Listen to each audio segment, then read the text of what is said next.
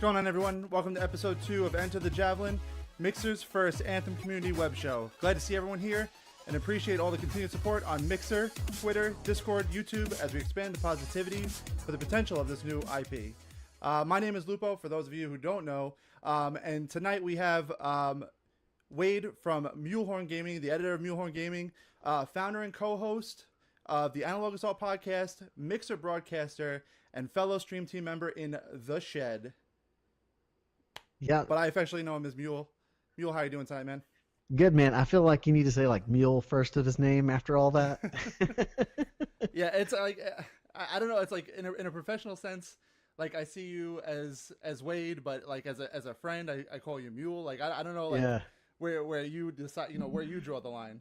It's all right, man. Either one is fine. Like, I don't mind. So, I mean, it's almost like my wife should call me Mule now because it's just. Well, like, it's funny because my wife, like, she met me as Lupo, so it's super weird in that sense as well.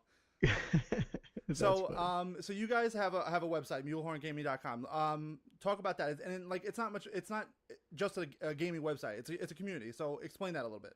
Yeah. So if you ever see our icon, it's kind of a circle with MHG, which stands for Mulehorn Gaming. And way I've always pictured that is, here's Mulehorn Gaming, and surrounding us are all these awesome communities of games. And so we've kind of taken that and we've grown that in the sense that, you have all these great pockets of communities, and we just like to bring them all together, talk about movies, talk about games, and not just one particular game, but all of them, because we're all gamers and, we're consumers of nerd culture, I guess you could say. Absolutely. So, that's kind of what MHG is about, what the podcast is about. We talk about, Anthem, Star Wars, Destiny, you name it, man.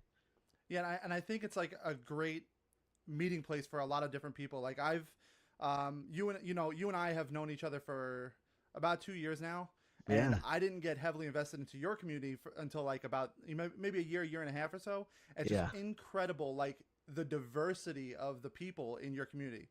It's just incredible. Like, there's people that want to play Destiny. There's people that want to play Warframe. There's people that want to play this, play that. And then there's people that don't play games and they just want to talk about Star Wars and all different types of, nerd culture and stuff like that. And then you have Sully, the community manager from Funko. Like, it's everything. There's so much stuff going on there. It's just like an incredible grouping of people. And like, it blows me away at times.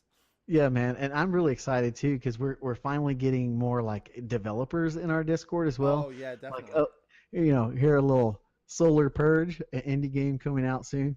But it's just really cool to see that because when you kind of bring us all together, it just makes it so much more fun. Yeah. And it like because games can come and go, but the relationships can last forever. So that's kind of been our goal and kind of what we've been striving for. And it's just been a fun ride, man. We've been doing it for like 3 years now, so. And like I said before, like you guys are part of my not my stream team, but a stream team that I'm part of, The Shed. And you guys actually influenced me to come join that because of the community that they're building here on Mixer. And I thought that was an incredible thing that you guys were in there, and people like Bizzo and Styles, Full Turbo, all of these great broadcasters, and it's just kind of just growing this like bigger influence across the entire platform. And I think it's just like mind-boggling at times, like what we've accomplished in such a short time. Even you and I just being in the team there. Yeah, man, and The Shed has always felt like kind of like brothers. We're kind of like brothers, and knowing you and my belief has always been just seeing the streams you put on, the content you put out. I've always felt like, hey, one day you're going to be a partner streamer. You should really get in with these guys because you mix very well with them. And, it just kind of blossomed from there, and we've grown together because we're all helping each other, right? That's what we all want, is to reach that goal one day and get where we want to get to, and we just help each other along the way. Yeah, I agree. So let's get right into the thick of it. So we're going to discuss for a second just Bioware in general, because I think you and I have a very good connection in regards to Bioware games and our shared affinity for those particular things. Yes. It's no secret that I'm a massive Mass Effect fan. And I think that's where you and I first got our like, our bromance going was Kindred during spirits, man. Andromeda.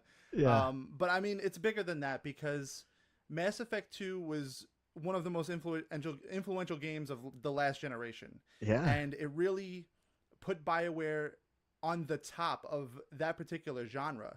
Like I know you're gonna bring it up right away. You're gonna talk about KOTOR, and by all means, step right into it. Like that's probably how you got into your BioWare fandom. Yeah, man. So if you look back on my history with BioWare, it started with KOTOR 1 and 2, of course. And you know what really helped out along the way is I had and we can talk about this later, but I had a really good friend that worked for BioWare here in the Austin area, Mm-hmm. and like what just put me over the top because Mass Effect 1 was great. Mass Effect 2 was just like, oh my gosh. And he was like, hey, here's a free collector's edition of Mass Effect 3. So ever since those three games and the KOTOR games, it's been lights out for me. Like BioWare is by far my favorite studio there is. So of course I'm going to be a little more slanted to favor them. Yeah. But I think, when you talk about what they bring to the table, it just feels like epic journeys, you know, and I get to be a part of it. And that's what I love about BioWare games. It feels like you're always on an epic journey. Yeah. And I said that in the show last week that it's about building characters and building relationships with the characters and creating this massive landscape of the universe. And people have been very hesitant lately with what BioWare is calling Anthem, a shared world experience, and that thing, those types of things can be concerning to a person that only wants to play a single player game. Right. But fortunately enough for us, Casey Hudson, who is the GM of BioWare, he's been very vocal since taking over or taking back over the last summer, and they even came out last week and adjusted their mission statement. Their mission statement now is: we create worlds of adventure, conflict, companionship that inspire you to become the hero of your own story. So ultimately, they're putting like this huge emphasis on that, like you, Yeah. not Yeah. like you We. guys. Yeah. You guys, Yeah. y'all. So what does that say to you about where they want to go with the direction of Anthem?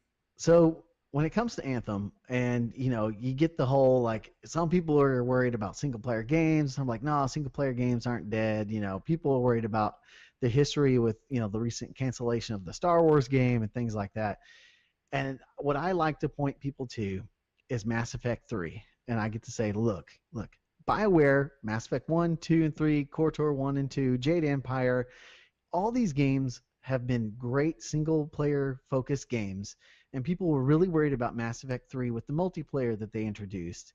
And it was probably one of the most popular features in that game. I think I spent more time in the multiplayer than I did in a single player campaign. I think I put at least 1,000 hours in the multiplayer for Mass Effect 3.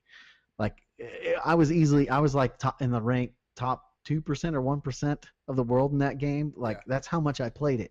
So for those who are worried about how BioWare will translate that feeling that you get in Dragon Age, where you get this massive like story that's amazing, and how it's going to translate with multiplayer, I try to tell everybody not to really worry, because I really feel like this game is going to be in the theme, I guess you could say, of like Destiny 2, where you're going to have these spaces you can play. You're going to have these areas you can play. I don't know how open world it's going to be. Yeah. Hopefully it's pretty, I mean, from what we've seen, it looks pretty massive. I mean, Inquisition was pretty big. And so Inquisition was Andromeda. Yeah, I mean, you look at Dragon Age 1, that was a massive game that you could spend hours and hours of playing single player. So I really think that it's probably going to be on the theme of a Destiny 2, where you can have a single player game that you can play, but you can also have your bros jump in with you.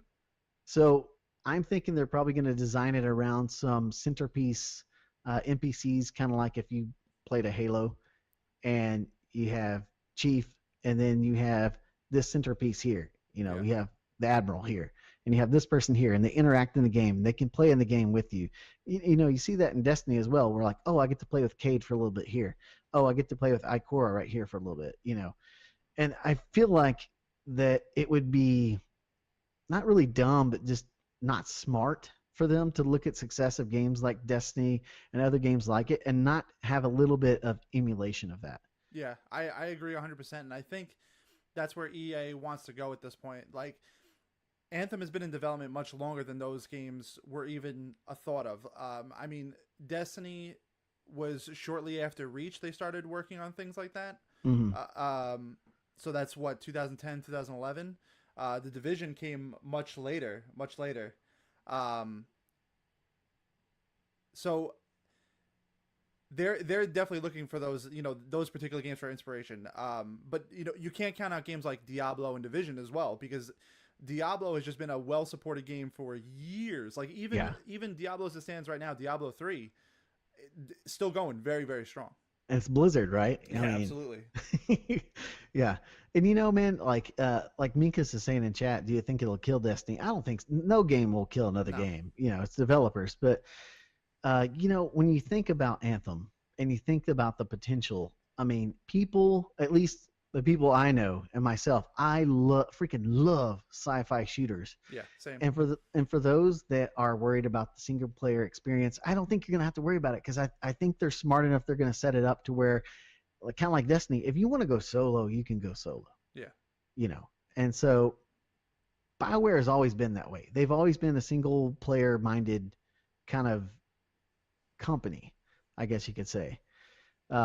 So like you were saying, Lupo, a lot of the use, it's reassuring. Yeah.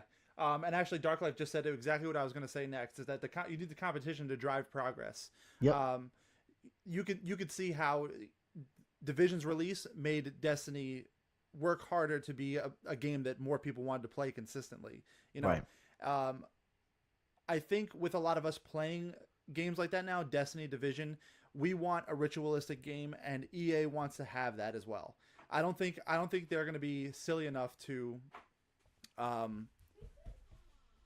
put themselves in a place to not do well with it. Yeah, I mean, there's only a few things that really give me pause about the game right now, and that's just from the standpoint of the history I know with Bioware games and multiplayer games, and that's their lobby system. Yeah. And the way they do matchmaking. Like, when you get down to it, the way that Bioware does their lobby system is just kind of just horrendous. Yeah, I agree. You look at Star Wars Battlefront 1 and 2, you look at Battlefield 1, you look at Mass Effect 3, and it just takes forever to load up a game sometimes, And so that's really the only thing that I'm kind of have pause about with how they're going to implement this whole multiplayer thing with Anthem. Yeah, how the drop in, drop out's going to be. Yeah, I mean, is it going to look like Halo 5 where you can just drop into somebody's story and you're actually playing, like, can you play your own mech? Yeah, because even like Andromeda's multiplayer, the matchmaking was unbearable. Hey, man. Yeah. And, if you can play your own Javelin and you can jump in to anybody's game and be your own person still, that's going to be huge. And if it's seamless, if it doesn't have that, you have to queue up in a lobby or you have to do something like that. That's the only pause I have with the game, because that can really kind of give you a buzzkill. Because I know some nights I'll jump on and be like, man, let's play some Star Wars Battlefront 2, and then it takes me 10 minutes to get into a game, and I'm like, I'm kind of done. But that goes well with the next point we're going to make with the microtransactions in Battlefront. Yeah. It drove a lot of people away from the game, and that's why you have the poor support that they do now. BioWare can't do any sort of thing like that. EA can't do any sort of thing like that, because once you start alienating the player base, you start having a worse game, and that's a problem as well. Can I just keep it real here to say what's really on my mind about that? All right, let's go for it.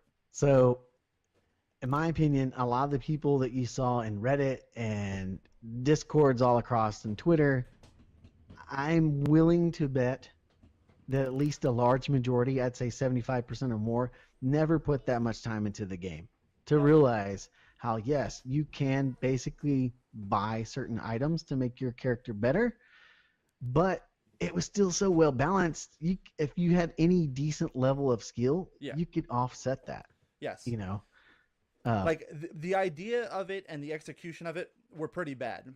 yeah. But I played the yeah. game enough to see like there wasn't a drastic change in the way the game was played Yeah. by having those particular things. And I don't think, even if you say that it was the 1% of all players were doing that, that's still a low percentage of players putting thousands of dollars into the game to do that.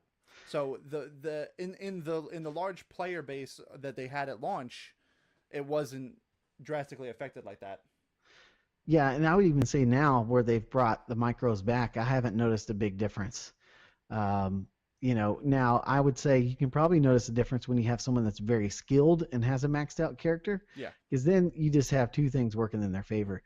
But with microtransactions, it's weird, man. We're in a weird point in our society, I think, too, where like if somebody's making money, you almost begrudge them. Yeah. And it's funny that like that's what people have to realize too, is that like they're there to make a profit. Yeah. I understand that as gamers we want to get the best value out of our purchase, but they have to look at their their investments and they have to make sure that they're going to be able to make money off of whatever it is they're selling. Yeah, man. I mean, for gamers, there's no. I've talked to my wife about this too, because married, 3 kids. You get asked, "Are you buying another game this month?" And I'm like, hey, I can spend $60 on this game, or even if let's say I do some micros or throw down for the whatever limited collection for $100. That's still cheaper than going to play a round of golf. Yeah. Or going to see, like, I can easily go to a movie and spend 3 hours and pay $60. Yeah, I agree. With a game, I have thousands of hours of gameplay I can play. Or even if you say hundreds, like it works out if you can better $1 an hour, like that's the best deal, Yeah.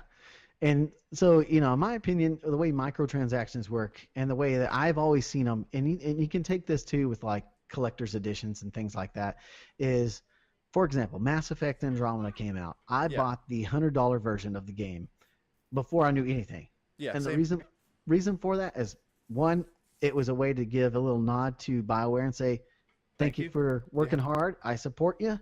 So, and that's kind of the way I've always seen it with micros as well. Like you take Destiny 2, for example, if you go to Eververse and you spend some silver and I drop $20 on that, it's a way for me saying, hey, thanks for the hard work. Hat tip. I can get something in return, So I've never seen micros in a negative light unless it's an absolutely like mobile model where you have such a hard cap that you can't go anywhere or win anything unless you pay money. Yeah. And Dark Life and Minkus Wolf there are saying, exactly what we've been saying for a little while now. Games would be $100 without microtransactions, and I agree 100%. Yeah. The price of games, like the retail price of games, has stayed the same, while production costs of games have gone up drastically. So that's a problem in and of itself. So they have to do something to make the money work. Yeah, But like Minka says there, if microtransaction can lower the price of DLC, so if you have a consistent stream of of content while using these microtransactions, then you're winning at that point. Yeah, I mean you just think about, okay, let's say, I don't know how long Anthem has been in development. Let's just say 5 years. So if they've been in development for 5 years and you have a large team of employees, you're paying for their salary, you're paying for stuff that you have to do for development, you're paying for equipment, you're paying for marketing, you're paying for health insurance, as being an employer. So you got all this overhead, and then you think about the game still just being $60. Yeah. And it's like, that's cheap, man. How's this even possible? Yeah, it really is. It really does boggle my mind sometimes how game companies can make so much money with $60. Yeah, and I agree 100%. And Speed's over here saying, I spent around $100 on silver in D1 outside of buying the game and DLC. Still a steal on how much time I spent playing. I agree 100%. And if you really are gonna back something up, like that's the way to do it. You know, if I don't feel like it's worth my money, that's fine. But if you do and you want to support that, that's cool, and everybody else can benefit off those particular things as well. You know, so Yeah. I personally didn't like the whole silver thing, but if they're like what I love in Destiny is if I go buy something on the Bungie store, I get emblems in the game. That I like that. That's the stuff that I like, and it's not necessarily microtransactions, but it's still showing a different way of support, and I get something in the game to do that. Yeah. So I'm all for additional support and everything like that, as long as it's not tied to player progression or you know, power. If it makes if it cheapens the experience, then then I'm not for it. Yeah. Yeah. And as a friend that I've had that worked for EA, my friend Chris, he worked for EA Bioware at the time. He was helping develop the Star Wars game, Knights of the Old Republic. He was working on infrastructure there. And just from what I've had conversations with him, and EA always gets labeled as this evil company. Yep. And he said, remarkably, EA is really good when they get companies like when they bought BioWare of keeping the company culture and just leaving them alone. Like, it's just weird how public perception can be shaped with a Twitter. Yeah. Like, oh, they're evil.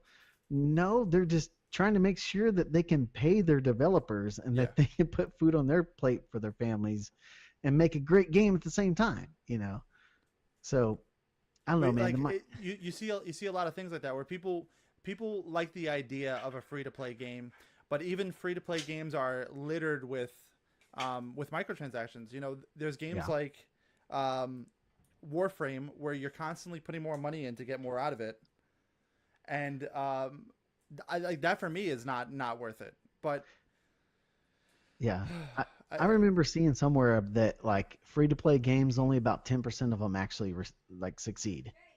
So I don't quote me on that percentage exactly, but it's a pretty low number, like 10 to 20%, and they have to get a lot of micros to support themselves. Now, to games make it like even like halfway.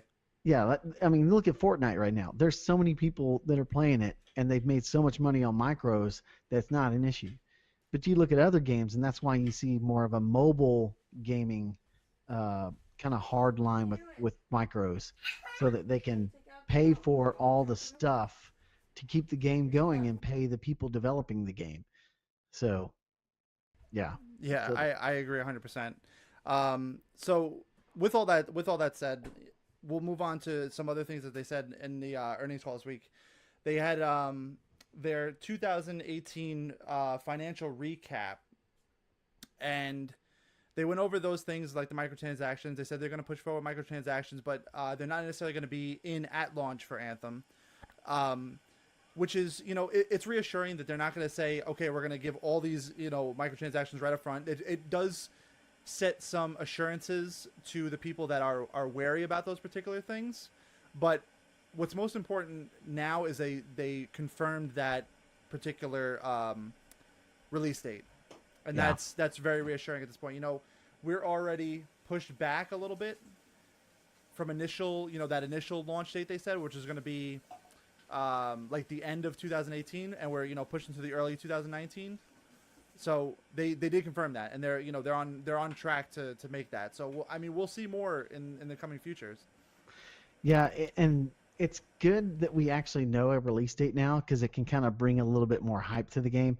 Because the one thing that I didn't want to happen is what happened kind of with Sea of Thieves, where you have so many beta tests and so much stuff out there already that when the game comes out, you're kind of like, oh, Sea of Thieves is out. I should probably try that tonight, Yeah, there was still some hype, but it helps build that hype, because I feel like gaming, it's all about the hype machine now, So yeah, and like Sea of Thieves was just like this bittersweet thing that it was like it like was such a great idea in theory, just execution wasn't there. It's like we want more stuff to do. Like I understand that we're working towards this goal, but. Right.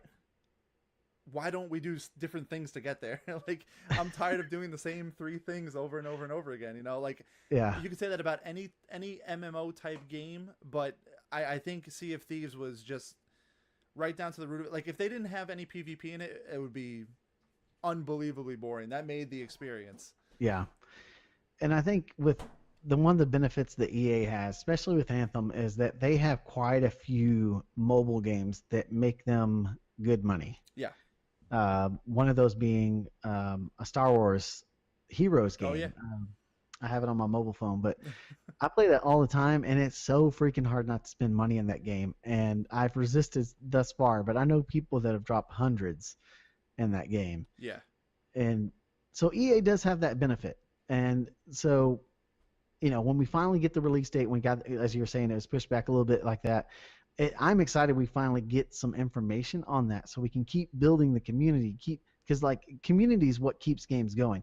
I mean, you look at Destiny 2, for example, and it had its dry spells. Yeah. But what kept the game relevant and what kept it going is the community there that was already formed. Yeah, because they want the game to succeed, and Yeah. people say that the content creators are the ones that drove the game to its its bottom. Like, they're losing money. If the game is bad, they lose money. Like, they can't Yeah. produce content, they can't support a community. Yeah. So they have just as much to lose as people that want to be invested in the game, like just regular people. Yeah, I mean, I didn't keep up after D1 with Bife, but like he did all the lore cards, man. And what do you do when you don't have lore cards anymore that you can go off of and kind of expand on the lore, and it's Yeah. in the game. It makes it harder, so it's just interesting how development and community go hand in hand. It really does, and I hope that BioWare does the same thing, because they haven't been great as far as community. Like, they're good at recognizing community talent and stuff like that, but as far as like long-term support for a community, like, we haven't seen that from BioWare, because there's no like long term. It's like they have Mass Effect, where it's a one-time game, and if you even love the game, you might only play it once or twice. Yeah. This is a game that's going to be like a ritualistic thing where people are going in every single week and doing different things. I mean, that's kind of what they're proposing at this point, and that's where we're going to see how the community is going to be built, and how they're going to rally around the game. Yeah, and you think about the history with BioWare, and the developers and BioWare in general have been kind of like at arm's length when it comes to being with their community, and for good reason, because I mean, you had a lot of backlash with like Mass Effect 3 and the ending, when they had to go back and give the free DLC to kind of tie up some loose ends there. Yeah. So with that, they've always been a little distant with their community. I feel like they've always kind of had their finger on the pulse, but they've always been a little distant. So that's why, like, we're both in the same Discord, the Anthem Discord, the official Reddit Anthem Discord, and they have devs in there, and you get to talk with the devs, and I was just like, man, they are really, like, this tells me it's going to be a very social game. Yeah. It's going to be a live. I mean, we already know there's going to be a live service game, because they mentioned that in their financial call, but their earnings call or whatever it was.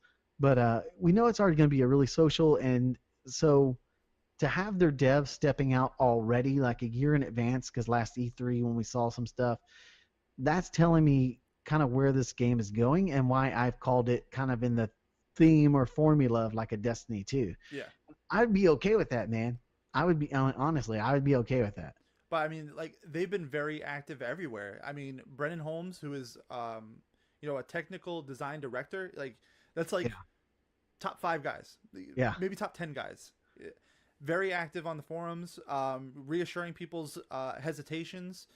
That's a great thing to see right up front. Like, basically from day one, from release of the trailer, he was there, ready to meet the community, understand what we want out of a game, and kind of give us a little bit of insight of what they are using as influence to make this game for us. I think John Warner is in the Discord that we were just talking about. Actually, there's a interactive button for the Discord if anybody in chat wants to jump into the Anthem subreddit Discord. That button's there for you guys. And John Warner, Mark DeRaw is in there. There's a bunch of different people. Yeah. So they like you said, they have their finger on the pulse, and they're ready. And I just want to see what happens when the game's out. That's the biggest concern, because Andromeda was the same thing. And then once you got to that point of saying, okay, there's not going to be any more content, it's That was it. The door Yeah. closed and no more. Done. Like you had Fabrice, you had Fernando Melo, you had Billy Pascal. Like all those guys were just talking to everybody on a day in day out basis. Like it was like we were regular customers. Like we went to the deli every morning to get our coffee. That's how they spoke to us. Yeah. And now then once they stopped supporting the game, it was over. So I mean, seeing what they're going to do with this is concerning but exciting at the same time. Yeah. And the thing that's so reassuring for us as BioWare fans and people who are looking forward to Anthem is Casey Hudson, man. He's like the godfather. He is, He's literally. like, he's going to make us a deal we can't refuse. He's the one that came in with, ME3. Yeah, he helped fix that situation, and things like that. So, and as good as Mass Effect 2 was, ME3 was probably like it was over the top for me. It was just great. So with him now back at EA BioWare and helping push this game forward, to me it says it could be the potential of the next really big social game. I mean, he even hints in it in his newest blog post in their mission statement. So I don't know, man. It's just I don't want to get my hopes too high, but it's giving me the good feels. Yeah, I think going in it with reasonable tempered expectations is better.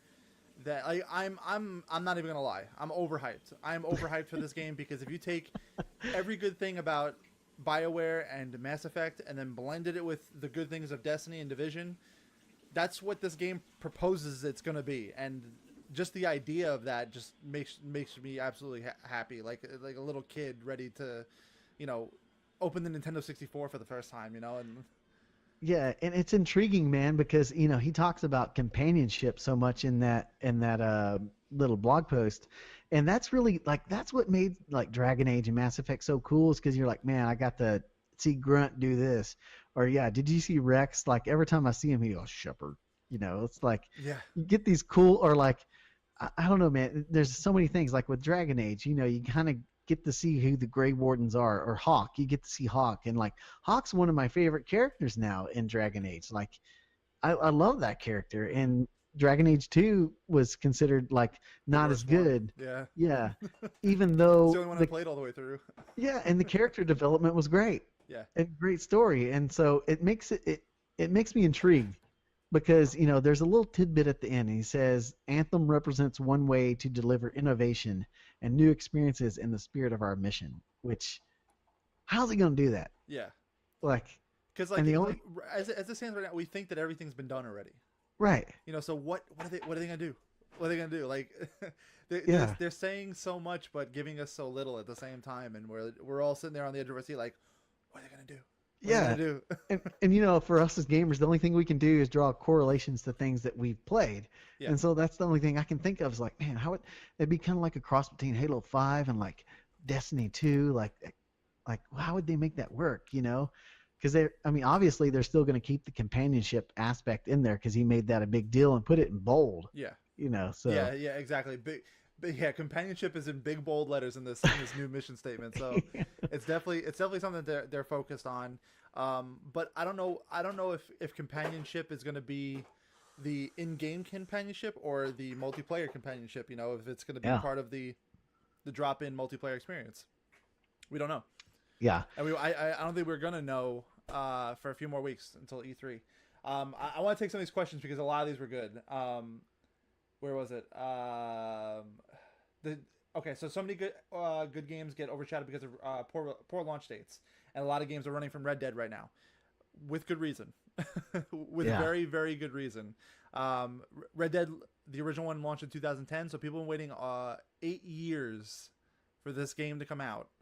So I'd be running from it too. So it's a good idea to stay away.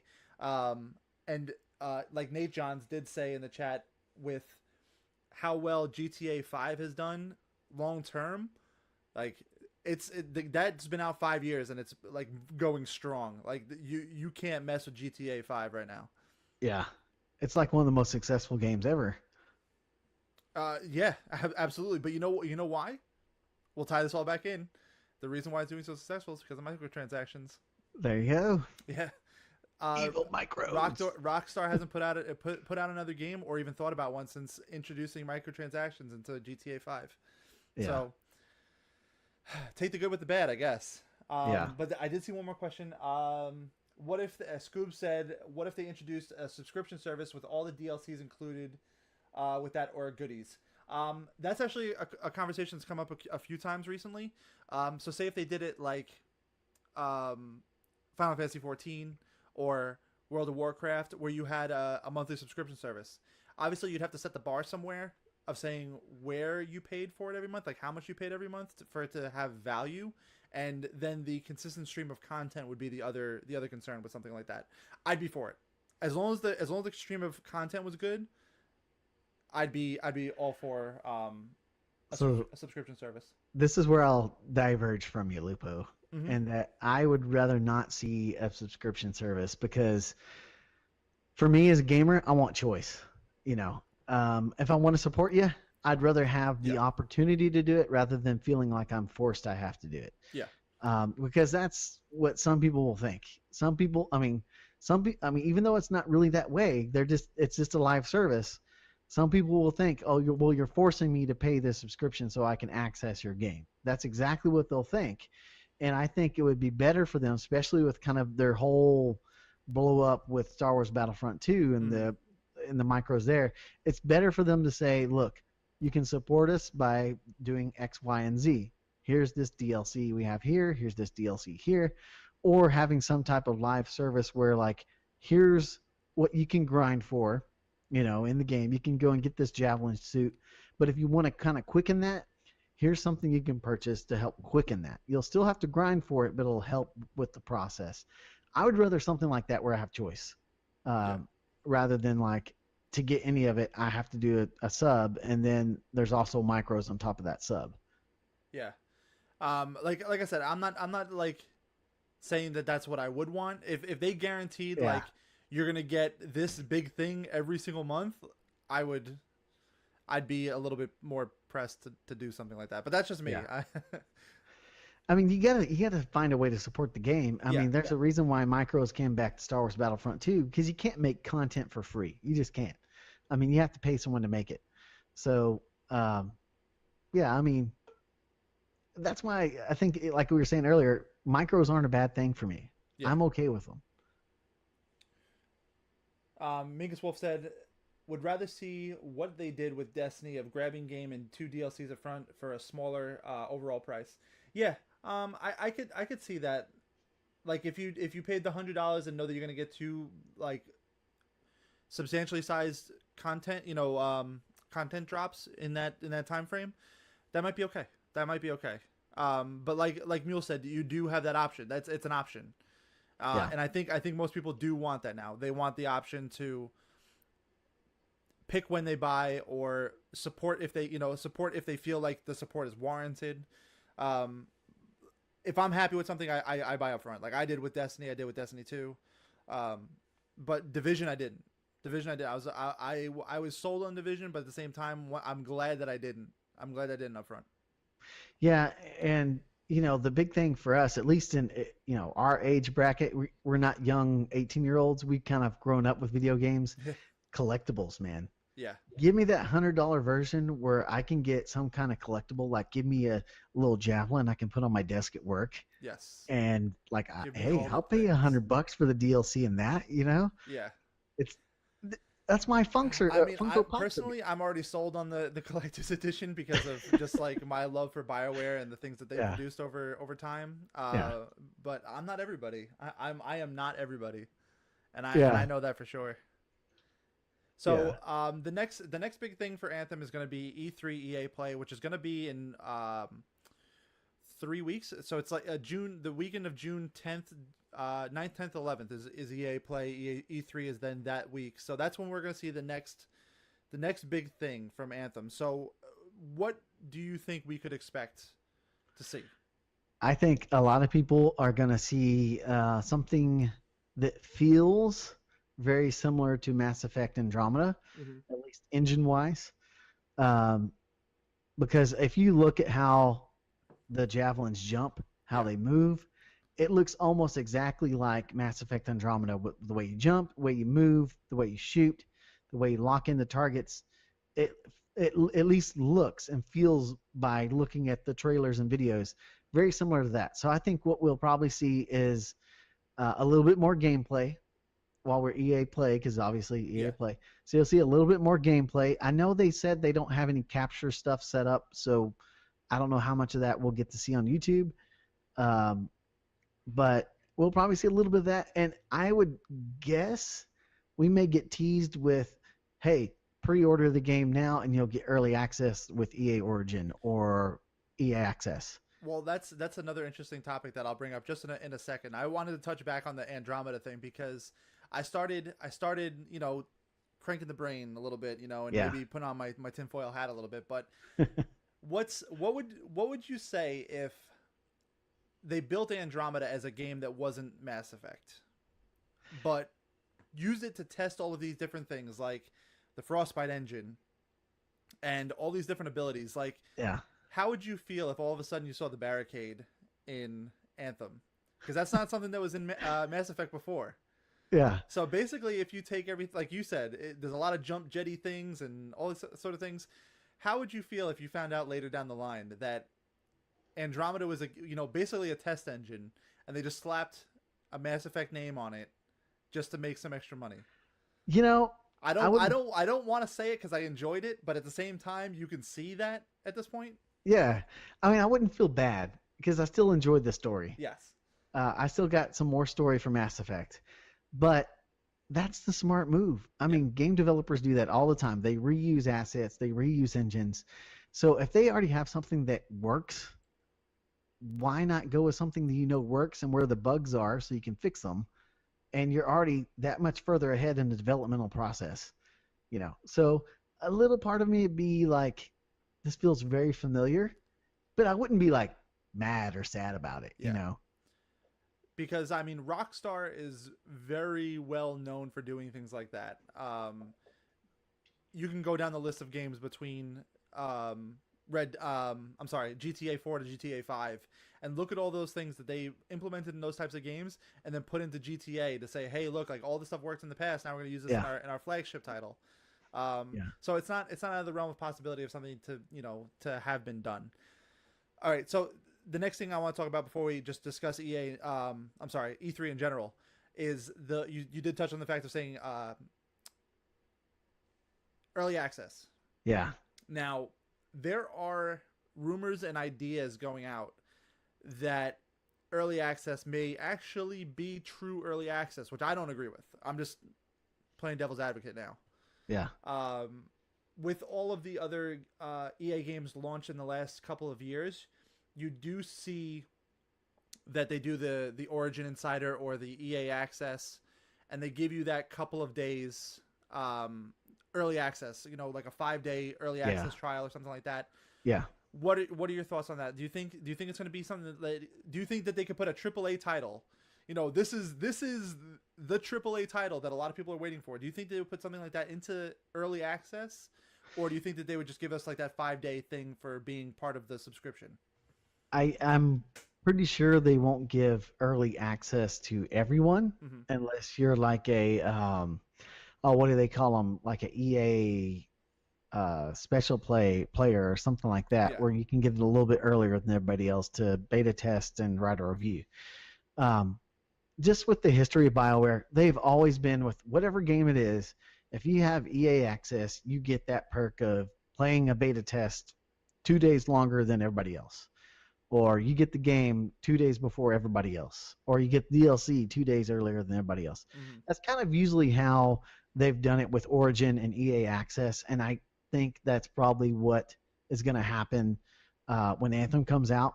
We'll probably get some type of beta test before it comes out, where people with EA Access will automatically get access to that, and then those who haven't purchased the game yet will have to pre-order. Yeah. I think some people are just looking into this a little too much. Like that's just the way they've always done it. Twisting words and making mountains out of anthills. We're gamers, man. We got to find something to talk about, know. And so, it's like, I feel like they've just kind of overblown it a little bit because I think it really is just going to be very typical Yeah, of what EA does. I agree. I agree. So we'll go off topic for 1 second, and we'll discuss E3. So things that you're excited for E3, um, stuff that might be in the immediate future that's gonna fill your time between now and Anthem. Okay, so I definitely got the Destiny 2 bug again. Yeah. So that's definitely filling my time between now and Anthem.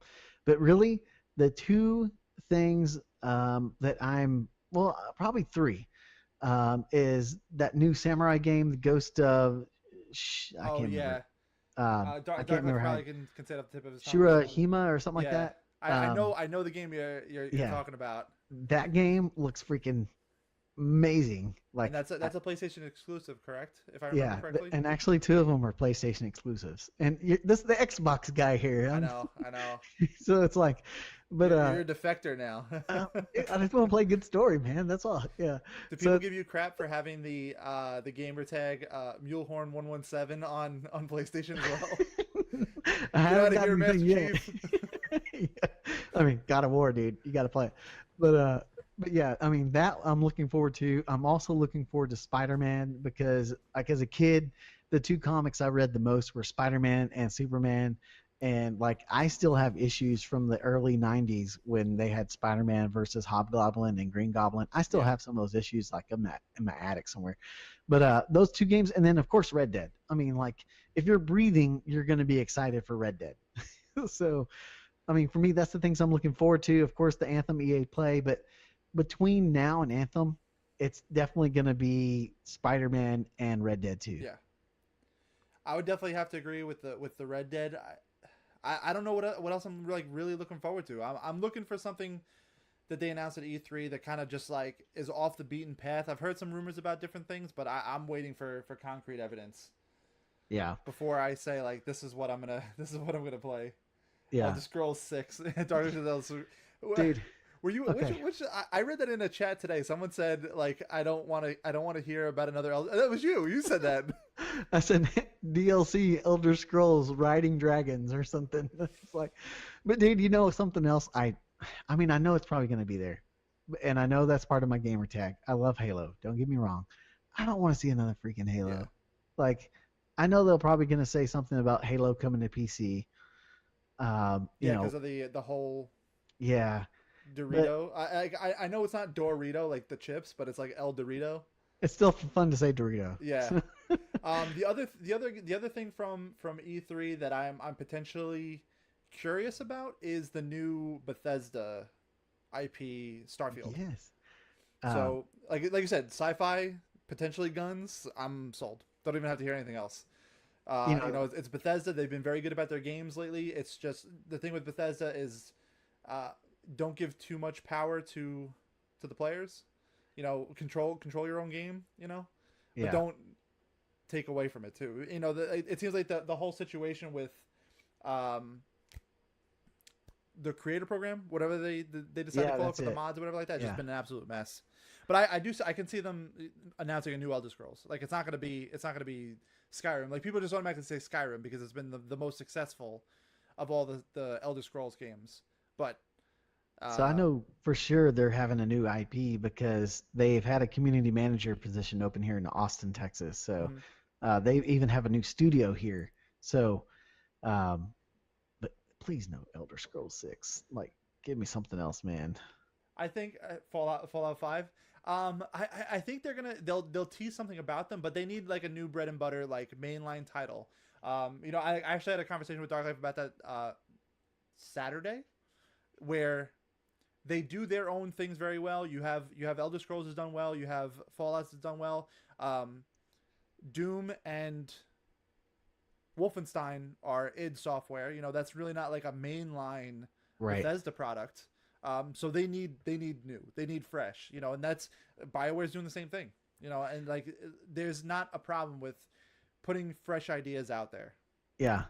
I mean, you're taking a risk, but I think I can't speak for all gamers, just for myself, but me as a gamer, I'm kind of tired of remasters and rehashes. Like, I felt God of War was it even though I never played the other three, that's probably the most amazing game I played since Mass Effect 2. Yeah. And we need more games like that.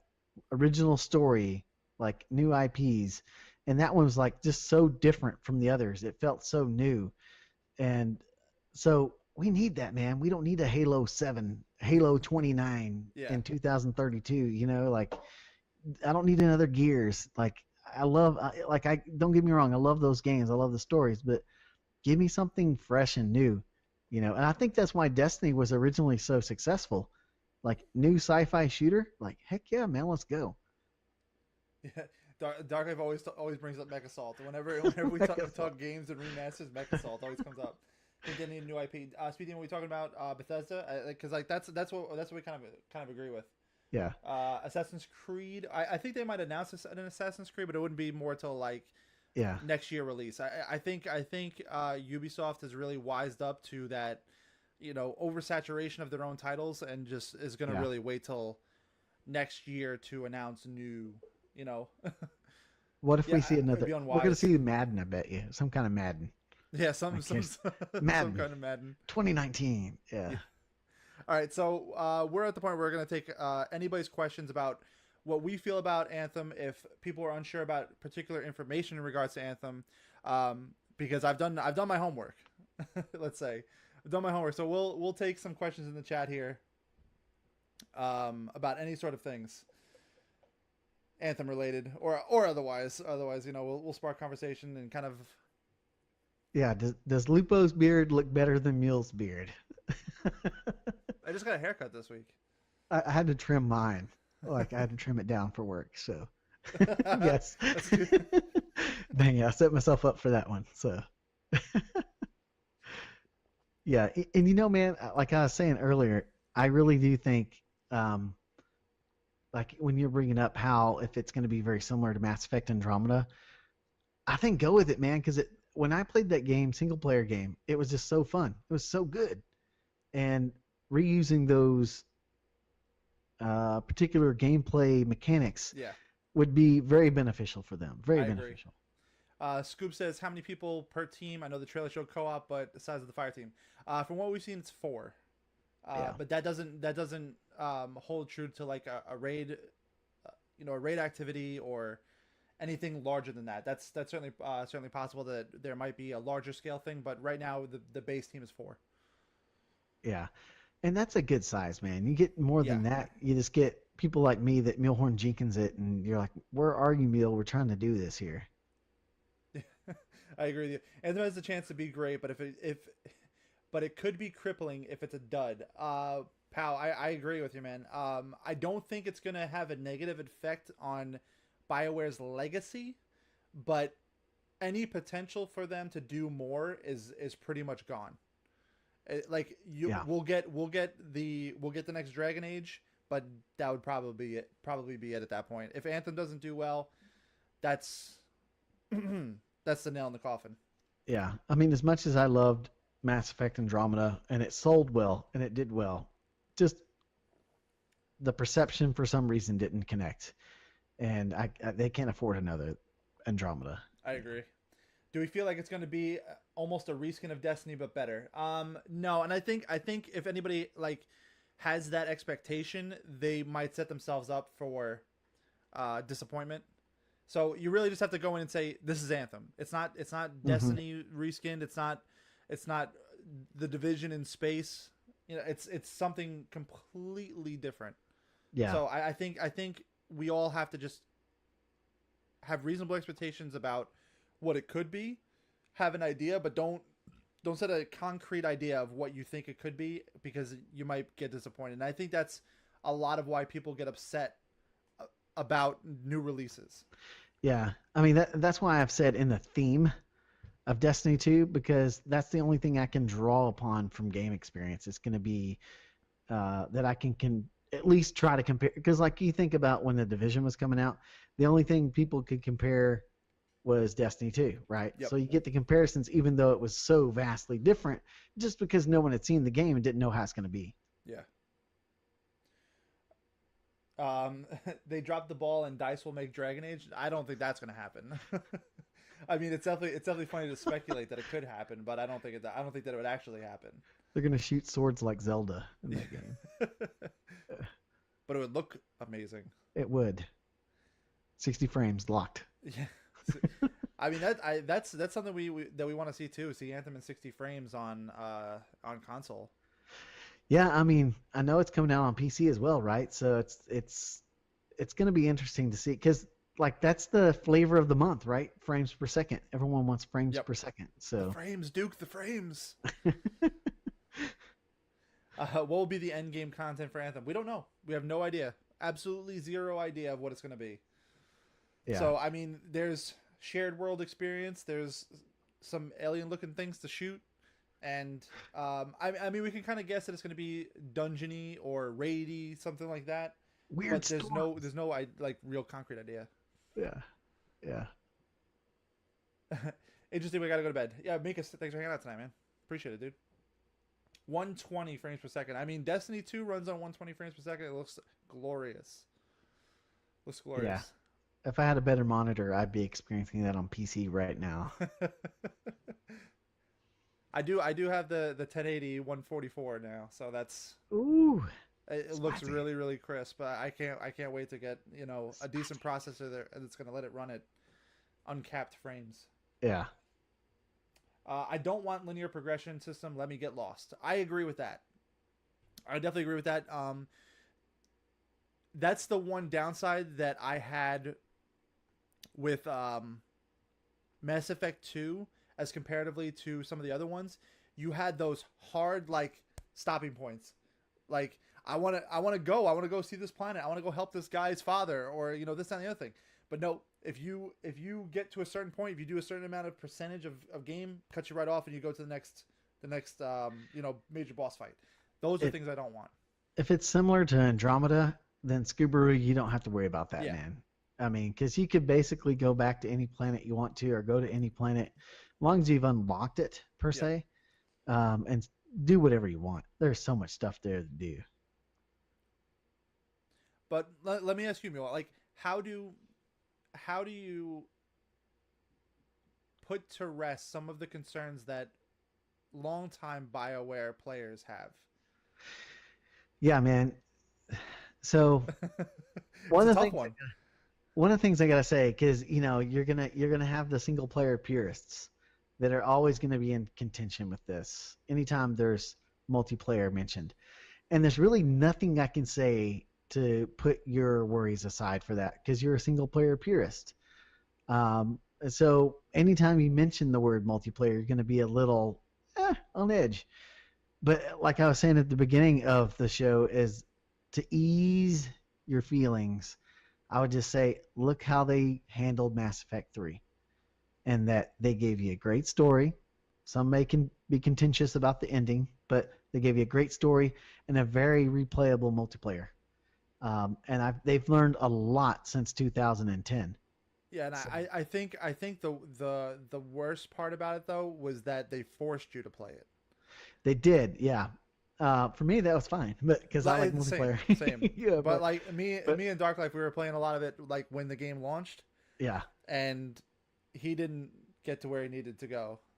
Yeah. So I think he still hasn't finished the game, even though I've offered many times to go back in it because I love Mass Effect 3 multiplayer. I think it's one of the greatest games of that like particular time period. Yeah. That's kind of why like going back to like how they're going to do a single player purist is that they're going to have to make it somewhat linear in the sense of just because BioWare is typically that way with at least a story mode. Mm-hmm. So there will be stopping points that allow you to probably explore, but you'll have to continue on that linear track. Yeah, I agree. To keep going, One world fully fleshed out or several planets. Okay, content. F that game mode. It was fun. I liked it. I played on gold or platinum, and it gets really intense. So Dark Life, I could solo platinum back in the day. Just saying, man. Not now. We tried to do the gold the one time on Andromeda. We just got completely wrecked. Yeah. But to answer your question, do I want one fully fleshed out world or several planets? I'd rather have one really good world than tons of planets that have mediocre content. Yeah. Yeah. And with javelins, it'll be interesting to see because we don't know if they can go into space or if they're going to have a ship you fly in. Well, Or they did say that we have a ceiling.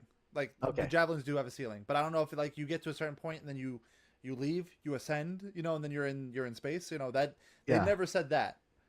So I don't yeah, know if you get to a point where you fly to a certain extent, you not like you just like hit the ceiling, but it just goes to the next cutscene or something like that. yeah. And you look at like games, for example, that have this one area fleshed out, like Assassin's Creed Origin. Like you can have so much content in just one world. Yeah. So either way, I'd be fine. Scoop says, I want a voice tune. I feel like there's a loss of depth to my tune on Destiny because there's no voice. I agree with that, and I don't like. I'm not personally bothered by it, but I can understand why people are because it was there, and then they took it away. If it wasn't there all the time, we'd be having a different conversation. Yeah. I mean, it feels very typical Bungie though when you think about how they do. Like, I mean, Master Chief. I Retconning. mean, he was just like, mm. He'd give you the look, and all you can see is a helmet. And so I mean, I do kind of see your point though, because not having your character talk kind of is a little bit of a bummer, but that's kind of why you have a ghost. Yeah. You know. That's how I see it now. That like, and if the voice like if I wanted to be fully immersed and the voice wasn't right or didn't sound good, I'd get upset. You Like know what you should do? we Play go back. Andromeda. We're going back on Mass Effect all the time, but like Mark Meer, Tom Yeah. Taylorson, like great Yeah. voices for the characters. But like if I didn't have great characters like voices like that, I'd be like, all right, no, I should go. I should go. Shepard. I thought you guys got to have an interview with Tom Taylorson. That's pretty awesome. Yeah, back in the day, man. He's an awesome dude. Yeah, Great stories. Octodad. Yeah. Yeah. And he loves the Nintendo Switch. You and your Switch, man. Oh, you know what? My wife may let us get one because that's the one console we don't have yet. So she's almost on board with it. My ghost is whiny and annoying. Yeah, it happens. It happens. Well, you don't have Dinklebot anymore, man. It's the I don't know where I Nolan stand on North that. bot. I don't know where I stand on that because Yeah. like basically after 3 years of having Nolan North now, I've grown into that. This is So normal. we've had more time of Nolan North than having than Dinklebot. So I mean, I'm just waiting for him to say, "You've awoken the hive." I think he does, but you got to go back. Oh, really? Okay. Yeah, like you got to go back to Destiny 1. That's what happens when I don't pay attention. I just shoot things. Yeah. That is what happens. Yeah. I get lost in it too. I mean, so if we don't got any more questions, then we'll call it a night. I'm really excited for E3 EA Play. What's gonna come in the very near future, as far as Anthem goes. I think we're gonna see we'll see some sort of gameplay more, and I would even venture a guess it's gonna be more than 7 minutes, like what we have right now. It's basically all we have, 7 minutes of gameplay, and people have started communities. Like I've started one. There's Anthem Insider, Tarsus Network. There's the Anthem Cast, Freelancer Podcast. There's a whole bunch of people basically starting this from the ground up because they saw what happened with Destiny.